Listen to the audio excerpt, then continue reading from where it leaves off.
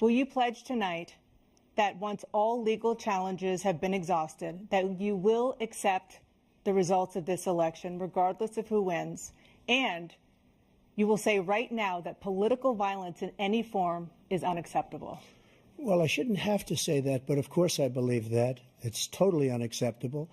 And if you would see my statements that I made on Twitter at the time, and also my statement that I made in the Rose Garden, you would say it's one of the strongest statements you've ever seen. In addition to the speech I made in front of, I believe, the largest crowd I've ever spoken to, and I will tell you, nobody ever talks about that. They talk about a relatively small number of people that went to the Capitol, and in many cases were ushered in by the police.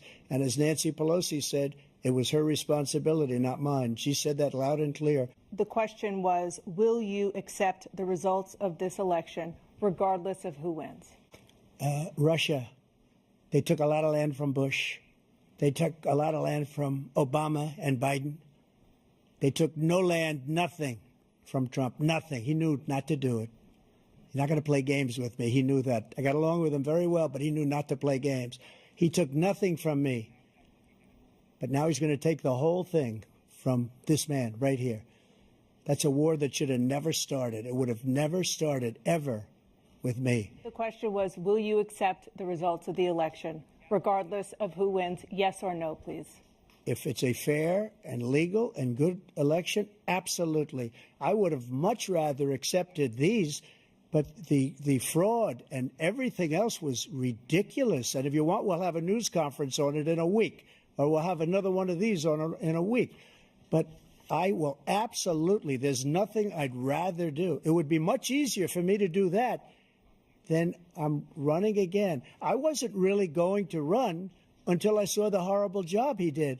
He's destroying our country. I ask you about January 6, 2021. After you rallied your supporters that day, some of them stormed the Capitol to stop the constitutionally mandated counting of electoral votes.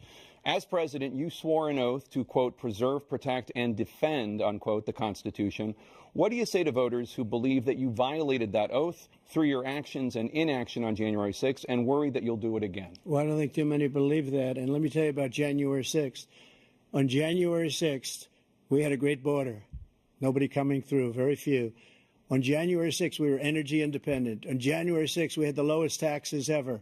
We had the lowest regulations ever. On January 6th, we were respected all over the world. All over the world, we were respected.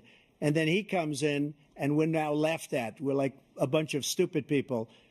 What happened to the United States' reputation under this man's leadership is horrible. My question was, what do you say to those voters who believe that you violated your constitutional oath through your actions and inaction on January 6, 2021, and worry that you'll do it again? Well, I didn't say that to anybody.